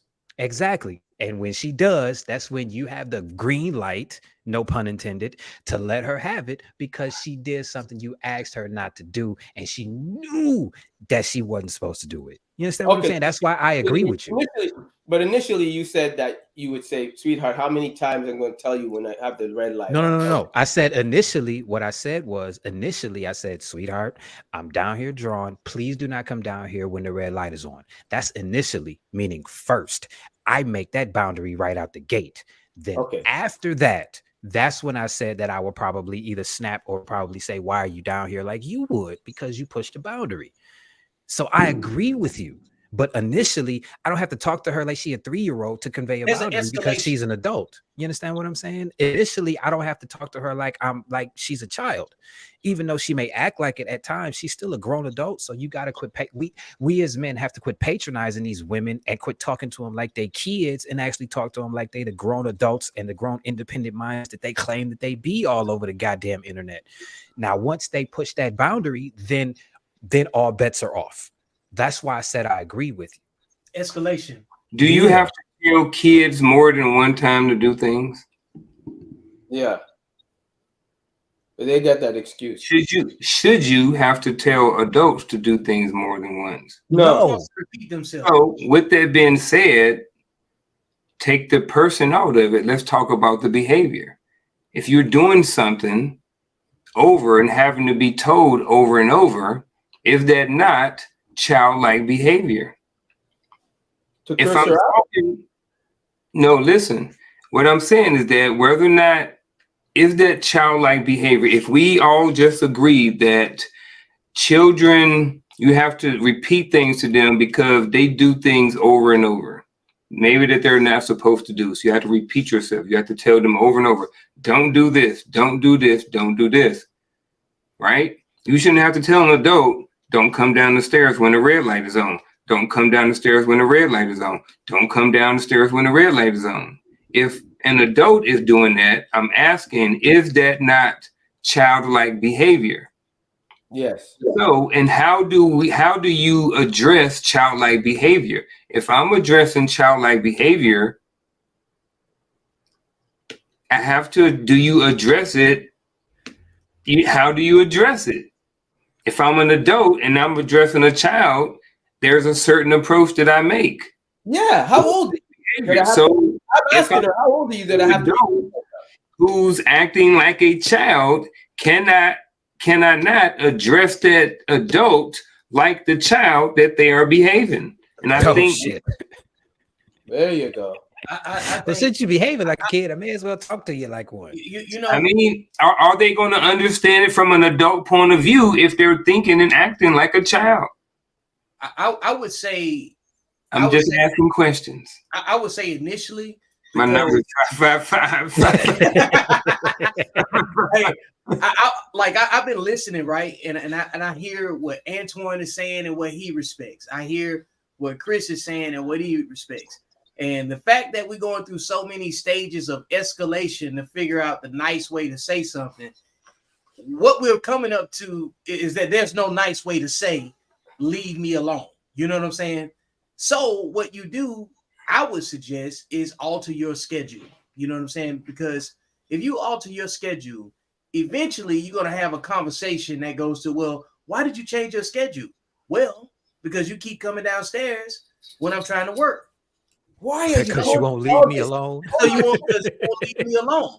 So now you got to get them on your schedule, because ultimately what it boils down to is that you can't be a negative communicator to somebody that you believe you're supposed to be with. Now that determines the weight of the relationship. Everybody ain't gonna behave that way. And my point being is that I'm just examining it from the way I'm seeing it. You know, like these the way that the scenario is being presented, I can't completely relate to. But I do believe that in the scenario, you got to find a way to talk to someone the right way, you know, even if they're screwing up, because you have to wear a different role. Like if the head of the household, if you're the leader, you can't be condescending, you know what I'm saying, to people that you want to respect your leadership. So I think that's just the burden of it. You know what I'm saying? I think it's the cost of doing business, and you have a mesh point where the ideals and the loyalty to the relationship have to be met with certain, you know what I'm saying, ways of conveying that. And I don't know if you could talk to somebody crazy and get that.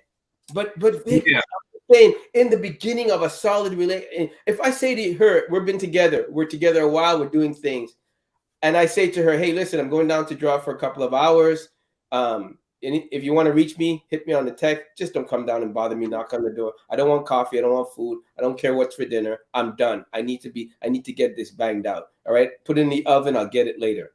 What are you coming down the stairs for? Like, how clear can I make that across the board? No, you can't. You can't make it clearer to that. So here's the thing. If you got somebody that don't respect your boundaries, you know what I'm saying, it's something that you're passionate about, then you just get rid of them. There you go. See that introduce them to consequence. Oh, all right. So speaking of that, here we go right here. Al Lampkins, appreciate the comment, my brother. Curse her out, consequences, etc. Abusive communication, my brother. Man, so what do you got? Hold on, wait a minute. When I say curse her out, I don't mean like that. I mean, listen, sweetheart, what made you think that it was okay for you to bring your ass down here when I'm painting when I asked you not to? What is wrong with you? Consequences are going to be for every action. There is an equal and opposite reaction. There are consequences to everything. That's the issue. A lot of, you know what? Nope. I'm not going down that tangent because we already, nope. I'm not doing it. Nope. Hey, look, I would say this, talking about curse out and consequences. If I have to go that far, I'm not going to be with the person, because I've earned the space to do what I think I've been meant to do. Take the L. Yep. Take the L. Yep. Yeah. Sometimes I don't know how you guys can say that. Like now here's the thing. You got to protect. I'm with you, Ed, for the first time in a long time. Yeah. I'm with you on this one, Antoine. Thank you. You just got to be creative about it. You know what I'm saying? But in the back of your mind, hold up, Antoine. In the back of your mind, there has to be consequence for violating what's important to you. That's just ultimately what it is. It's only so long you can violate somebody's boundaries about the thing that they care about before you deal with some passive aggressive behavior and some sort of consequence. Right. Antoine, what do you say to this comment? Which can one? Can you see the comment?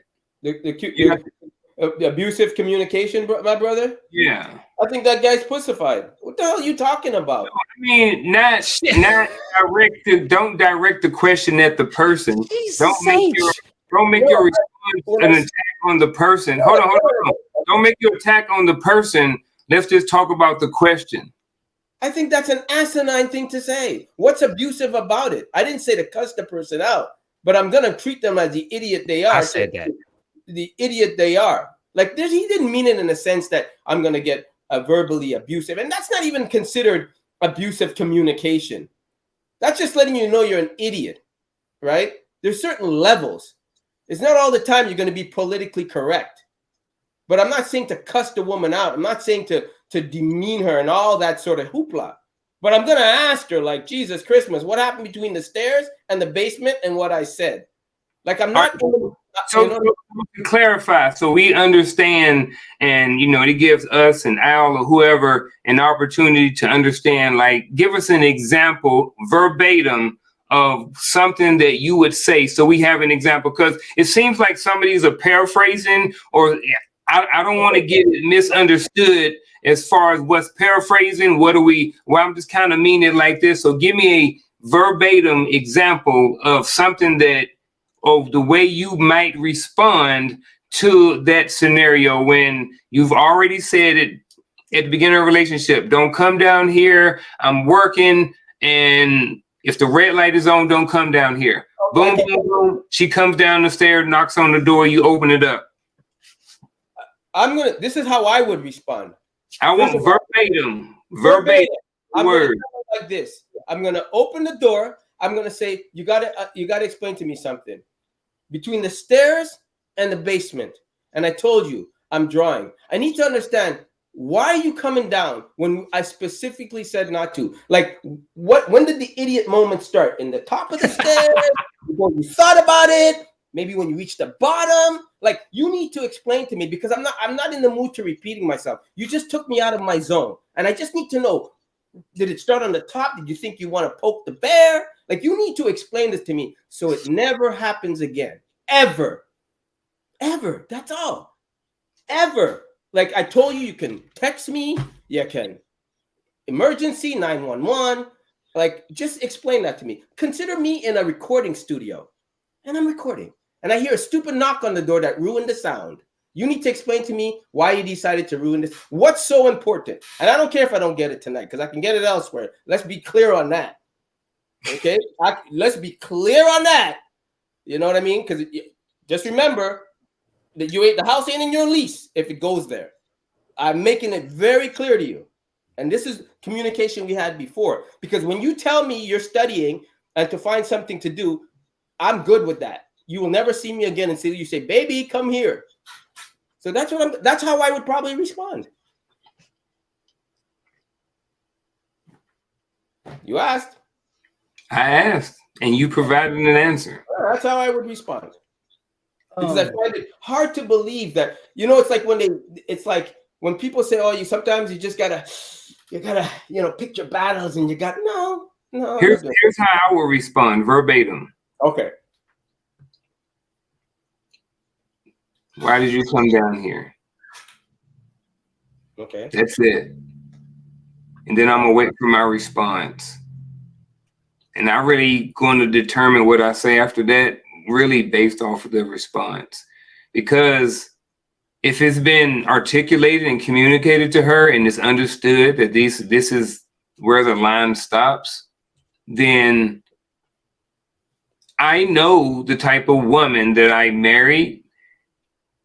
And if she crossed that boundary, she got a darn good reason why she's at that door.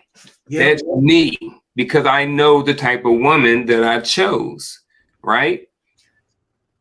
If it was anything other than an emergency, then the conversation would go farther. What are you looking for? Is it about attention? I would want to know the reason behind why. Like Antoine said, why did you come down here after this boundary has been clearly communicated with, that we don't cross for whatever reason why? So that's kind of how I just ask why, and then wait on the response after that. But I'm not giving her a lecture, but that's me. But I did see how someone on the outside looking in could see where the abusive communication may come in. When you said something about the idiot part and stuff like that, when you resorted to the name calling and stuff like this, I think that's where people may look at that as being abusive communication. Because if this is your woman and you love her, whatever, blah, blah, blah. But if you call the person that you love an idiot, but also I go back to this, I'm going to say this again. I think that culture has a lot to do with how certain people communicate. I really believe that. I think in certain cultures, it's okay to talk a certain type of way and no one is offended by it. I think in certain cultures, it's offensive to sugarcoat information. So because of all of that, I don't have a problem with anything that Antoine has said. Antoine is from a totally different culture than me. You know what I mean? There were certain things that Antoine saw and certain behaviors that were accepted that may not have been accepted in my home.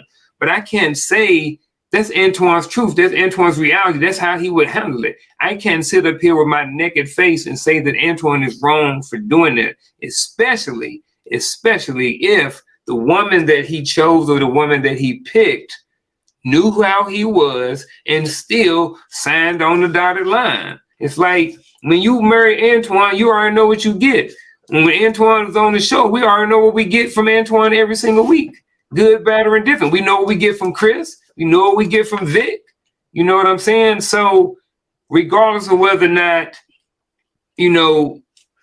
I don't like the delivery that someone chooses in their relationship, I don't have to like it. At the end of the day, that works for them. And if their relationship, he can call her an idiot, she's okay with it, it's not abusive to me. If that's what their behavior and that's what their love language is, maybe they use those words. You know what I mean? Me and my wife got certain little words and stuff that we call each other and stuff like that. And people will be like, what? Like, why? But that's how we communicate. So that's why I don't have a problem with anything that Antoine has said, because for him and his, that's how they communicate. And the woman that he bees with is going to understand that that's how he communicates with. I know that she loves me too. You guys always say, "Oh, the woman." No, she loves me too. She loves me too, right? So she's not gonna poke that bear. She's not gonna be that. She's gonna say one thing to herself: I ain't going down there. I know how he is. I'll text him and deal with it later. If I need him in emergency, it's 911. I don't have nothing to worry about down there. Just like I'm not the type of guy you're gonna get during the week to go, "Oh, baby, just wanted to say I love you." I ain't doing none of that crap. What the hell? Real quick, because I want to be respectful of everybody's time here and in the chat and at home and everything like this. We usually go an hour and a half. We're an hour and 42 minutes in.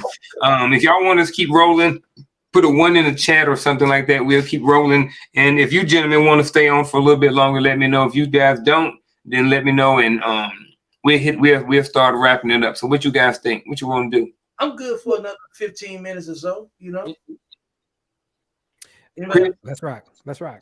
Let's rock with it. All right. So with that being said, I got 2 quick comments that I want to get to real quick. All right. I want to get to both of them. All right. The first one, I like Al tonight. He got he got everything tonight. There's some other comments. I see them as well, but I kind of like the direction that Al's comments are going tonight for the floor of the conversation. So children act out of line all the time because they're begging for attention. The same thing with adults. Maybe she is asking for attention. And that's why after I saw this comment, I started thinking about, some other reasons why she might be coming down the steps. Because like I said, if I chose the proper woman, I know that there was a reason why she's coming down the stairs.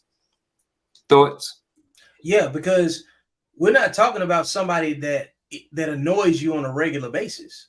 Like, there's a big difference in how you're going to respond to something. You know what I'm saying? Like, if this isn't if this isn't a regular event, then you got to make exceptions. There's always an exception, But like, if you chose a woman that's annoying and, likes to be an antagonist because she doesn't respect you, she don't care about your craft. So like, why have a woman like that in your life altogether? Take the L. Take the L. You know what I'm saying? Because in this situation, if we're thinking utopian, like the woman that's interrupting you at this state, let's believe that she has a reason to interrupt you. You know what I'm saying? Because if she doesn't have a reason to interrupt you other than something that requires your presence, then that's different. You know what I'm saying? But I believe that if it's being done, if it's being perceived in a negative way, you can create a nuisance out of anything. You know what I'm saying? And I think people are reading it to find a negative situation, but nobody's reading it to say, what if she's just annoying? But okay. What if she's actually, but what if she actually has a reason to knock on the door? Because like Unc said earlier, like, if he knows the woman that he's with and she's, you know what I'm saying, interrupted, she got a good reason to interrupt. It's okay to assume that, right? If she respects you.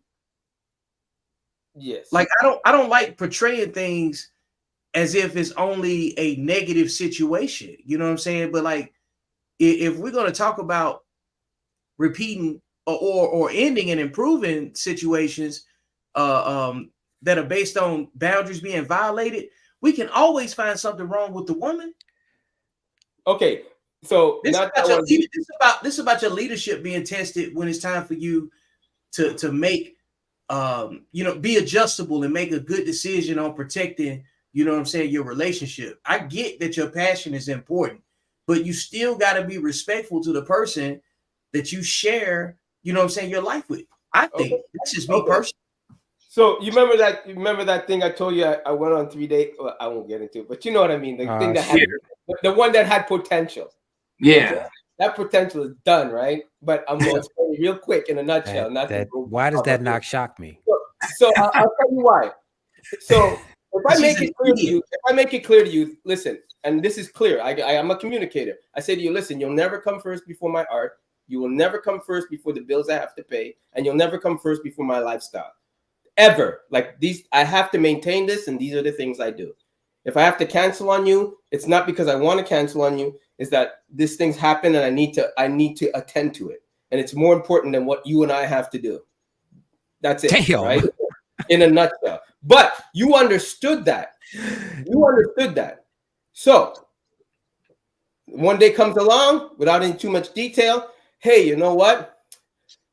You say, really? You can't? Nah, I can't. I gotta get this done, and I gotta go see him. And yeah, well, man, your drawing is you're always drawing, and it means more to me. It's like I never take. I mean, you never choose me over it.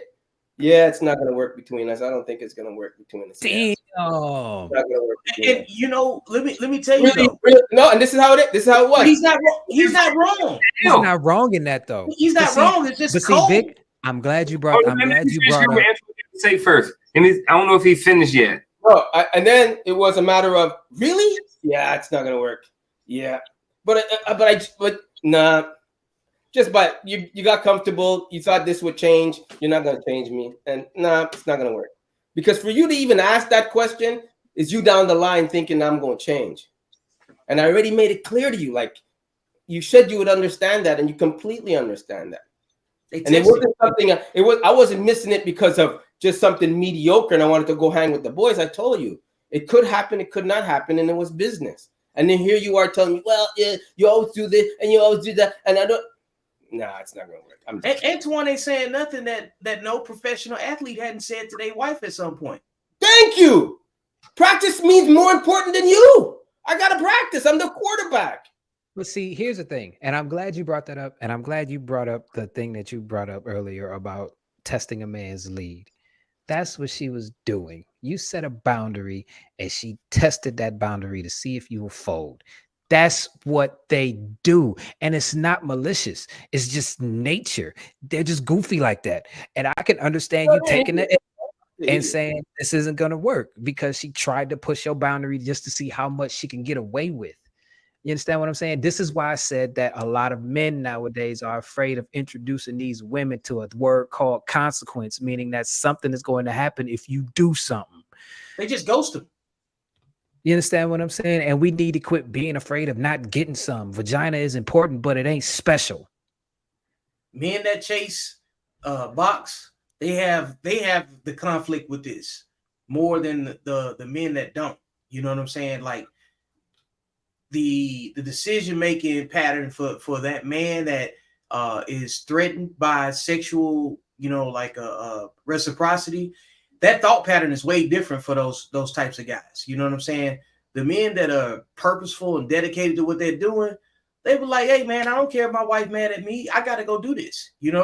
Like the other thing, too, I use professional athlete in that situation because it is a unique thing. And whatever you do to whatever you bring to the table in a relationship is unique to your skill as a man. And the minute that you get your skill and your your passion interfered with, it changes the way you see that person in your life.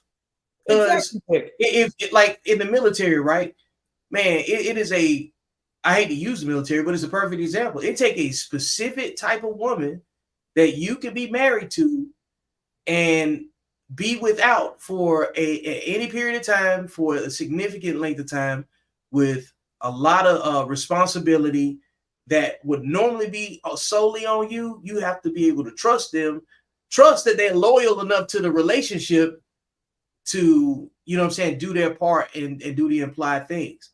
So if you got somebody that can't follow the basic boundary, then I understand why Antoine would look at them and be like, you know what? No, I can't work with this because, the more seasoned you get at what you do and the more, proficient you become at it, the more momentum you build. And nothing kills your momentum like somebody that doesn't respect your creative space. Let me ask you, Vic, because this would be a good one for you. If you had a deal closing and you were going on vacation the next day, and the guy says, listen, you unexpectedly called you and said, listen, come over the next day, the day you're leaving, and I got to sign the paperwork. The deal's a done deal. Let's do it. Let's make it happen. Do you postpone the vacation or move the flight, or do you just go and say, I'll sign it when I get back? I'm gonna ask if they have a remote closing option. No, I need the next day. None of that. I need you. I want to close the deal. So what are my options again? I have to go there physically and go there? Yeah, you have to sign. Come in. He says, come in. We're going to sign the paperwork. Good. We have a few little words to interact with. Other than that, it's a done deal. We're signing. Come tomorrow. But you're leaving. Yeah, I'd probably go there and be present because of the way I organize myself. Yeah, for sure. Cool. And that's what I'm saying. Like, I'm not trying to be difficult or nothing like that. Because like when me and my wife travel, you know what I'm saying, we usually have a couple of days on the front of whatever we're doing, you know what I'm saying, right, to allow us some reaction time. So for me, in the way it's formatted, yeah. Now, if it's something that happens outside of that, we'll make an exception. And the loyalty and trust that I have in my relationship gives me the flexibility to go take care of my business without being, you know what I'm saying, looked at negatively or selfishly, because a lot of times most men can probably relate to this. We afford our spouses the comfort to criticize us. Right. Okay. So they're going to be flexible to that. If you can articulate that in your relationship, in your actions, in your consistency, and say, you know what, this is an exception, but your entire life can't be an exception, because right, if the art is equally, we know that the art is important, whatever your art is, right? Right. You still can't perform the way you need to if the other things that are in your life are equally important aren't settled either. Okay, I agree with that. Yeah. So you're doing yourself a disservice if you put yourself in a negative space and then thinking you can come right back to it.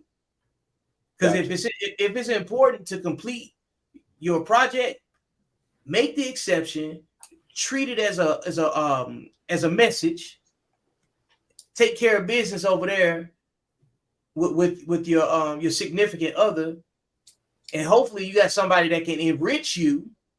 So when you go back to what your regular scheduled program is, you might fly right through it. Right. Okay. So sometimes you got to treat the interruption as a message to recharge or to regroup or something like that. These are things that I work on all the time because I can get consumed by, you know what I'm saying, the things that I'm very creative, you know what I'm saying, on. So I believe you treat people in your life that you're supposed to have in your life, they're supposed to protect you from you too. Bingo. So believe if they interrupt you, it's because they care about you to some degree, and they don't know how to interrupt you either. It's not a skill on how to interrupt you. You know what I'm saying? Ain't no blueprint to nothing like that. So Antoine, I'll answer your question too. Same thing that goes back with who you pick. You know, I am in a situation to whereas if it was business, it wouldn't be an issue postponing the vacation, you know what I mean, for the business. You know what I mean? What am I signing? If it's important and I need to sign it, man, we can move the trip one day or something like that, depending on how important the trip is. Exactly. You know what I mean? Unless it's like, I mean, and I guess I'm speaking from a person who have missed everything. Just like Vic. Me and Vic both did a 15-month deployment. In that 15-month deployment in Iraq, birthdays, holidays, Christmas, Thanksgiving, anniversaries, graduations, the list goes on and on and on. Funerals. And you know what? None of those relationships were broken. I was still able to do other stuff. You know, so at the end of the day, a vacation or something like that, those can be planned out again. I understand, but you know, it all depends on, you know, what I'm signing, what the bag look like. You know what I mean? How is that bag going to be beneficial to us outside of whatever that person got going on? You know what I mean? It might be somebody's wedding, but hey, at the end of the day, what is our priority in our relationship? What takes precedence over what? And like you said, if those boundaries are set earlier, man, it won't even be an issue. If you married to the wrong one, it's going to be an issue. And that's what I. And the only reason, like and don't get me wrong, it wasn't some cold stone that it didn't make me feel bad and hurt and all that. I mean, I had my moment. But the thing is this, I've just seen too many, the way social media is talking, the way some of these men are talking out there, I'm like, why are you letting this woman control you like that you miss out on opportunity? Well, I got to do what my woman says, happy wife, happy life, and all that shit. I'm like, what are you talking about? That shouldn't even be an issue. Happy wife, happy life. And it's just on. And the more you get engaged and you listen to channels and you listen to topics, I'm just blown away by these men thinking they have to like bow down. Like it's just puzzling to me. Like, why can't you just, no, you got to lead. That's it. That's how it's going to be. I'm putting my foot down. Anyways. Everybody ain't raised with leaderships. Not everyone is raised with the same morals and principles. Okay. And a lot of men have been raised by women, so they cater to women a lot. Jesus. So, and some men, even like myself, I wasn't raised with sisters. You know what I'm saying? So, my perception of women is different than a man that's been raised with sisters. You know what I'm saying? Because he's gonna grow up having a different experience with women, you know what I'm saying, in general than other people. So he's gonna set different criteria for himself based on how he saw his mother treated or how he saw his father behave. Because when you're by yourself, you're only operating in the world with the way that you were taught. You can learn some new stuff, but until you have, like a consistent proximity with someone that can judge your behavior, call you out on your behavior when you slip in, correct you, help you, or whatever, you don't have anything that you can fully vet. It's like you can watch football all day, but that don't mean you can go out there and compete. Yeah. All you're doing is simulating. You know what I'm saying?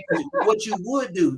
You laughing right now because because you said earlier you was a quarterback, but you're that's not gonna go the way you think it's gonna go. You know what I'm saying? You just stick to paint. You can change your palette, you can change your canvas. You know what I'm saying? Your watercolors, your Sharpies, or whatever you want to paint with. You paint with chalk too, but don't you dare step out of bounds and then talk about playing quarterback. You know what I'm saying? But that's my point, though. Everybody has a lane to be in, regardless, because the thing that brought you, I hate to talk about the table that everybody want to bring something to, but whatever you bring to the table is your lane. Yeah. And when somebody crosses into your lane and it interferes with the component, but if you got somebody in your life that interferes with the components that make up your lane, that's your fault. Yeah, I agree with that. That's the ultimate leadership accountability in all of this, right? Anything you dealing with in a relationship that's just occurring between the both of you is your fault to some degree, whether you allow it or you choose not to correct it. So that's the whole point. You can't blame somebody that doesn't respect boundaries because they're not raised the same way that you are, and they testing that with you. I agree with that 100%. Yeah. Gentlemen, it's been real. This was a good conversation. I'm glad we went over, the extra half hour. I appreciate Al and everybody, that was in the chat adding comments and stuff like that, regardless of what platform you were on. We will be back again next Wednesday at 7 p.m. Eastern Standard Time for another great episode of Elevated Dialogue here on the Unkle Junior Network. With that being said, again, I appreciate each and every one of you guys and gals or whoever that was in here tonight that stayed in and tuned in with us for the entire show. Chris had to roll out a little bit earlier. Coach and Roland wasn't able to make it today. At the end of the day, we still went on, still had a great show. and all those good things like that. So again, see you all again next week, same time, 7:00 p.m. Eastern Standard Time, the Unkle Junior Network, for another great episode of Elevated Dialogue. We are out.